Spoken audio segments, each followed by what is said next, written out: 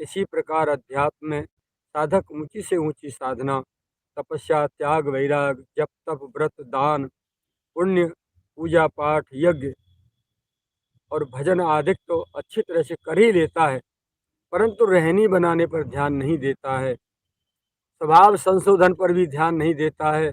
इसका परिणाम ये होता है कि जो उपलब्धि और जो लाभ मिलना चाहिए वो नहीं मिल पाता है।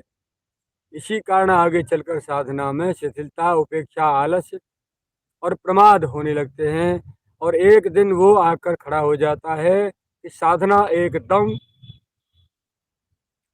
ठप होकर रुक जाती है, जिसके परिणाम स्वरूप साधक निराश होकर उल्टा संसार में ही लौट पड़ता है।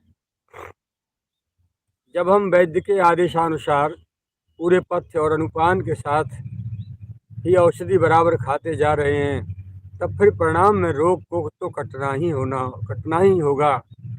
इसी प्रकार हमारी भजन साधना के नियम निरंतर चलते रहने पर भी हमारे स्वभाव में दिन ब दिन तेजी से सद्गुणों का भंडारण होता जाना ही चाहिए। उत्तरोत्तर सरलता, विनम्रता, दीनता, निरंकारता का तीव्र गति से समावेश होना ही चाहिए, अर्थात हमारा भवरोग कटते जाना ही चाहिए। हमारी भजन साधना ठीक ठीक चल रही है, इसकी पहचान भी यही है कि हमारे स्वभाव में दिन पर दिन दीनता, सरलता, विनम्रता की वृद्धि होती जा रही है। साधना का एकमात्र यही फल है कि साधक के अंतःकरण को एकदम शुद्ध पवित्र करके भगवत दर्शन के योग्य पात्र बनाना। साधना से भगवत प्राप्ति नहीं होती, साधना से तो भगवत प्राप्ति के योग्य अंतःकरण तैयार होता है। तो भगवान के दर्शन के योग्य अंतःकरण को बनाती है साधना, अर्थात समस्त साधनाएं जीव को भगवत दर्शन की पात्रता प्रदान करती हैं। यदि भजन साधना करते करते स्वभाव में कटुता, रुक्षता, अहंकार और दम्भ ही बढ़ता जा रहा है, तो समझ लेना चाहिए कि हमारी भजन साधना कहीं बीच में ही किसी विकार की अथवा किसी अभाव पूर्ति की, किसी कामना की शिकार हो रही है। हम भजन भी कर रहे हैं और उसको जो लाभ मिलना चाहिए वो नहीं मिल रहा है, निश्चित ही कोई न कोई संसारी कामना उसको खा रही होगी।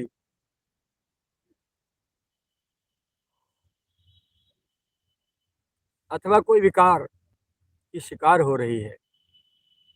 कितनी भी ऊंची से ऊंची साधना भी बिना रहनी के लक्ष्य तक नहीं पहुंचा सकती।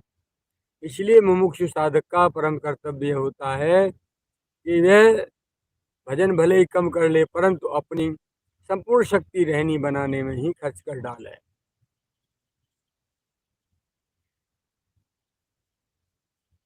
जिस प्रकार अनेकों लोगों के एक ही स्थान पर मकान बनाकर रहने से वो स्थान ग्राम या नगर कहलाने लगता है, ठीक उसी प्रकार अध्यात्म पथ में स्वभाव, वृत्ति,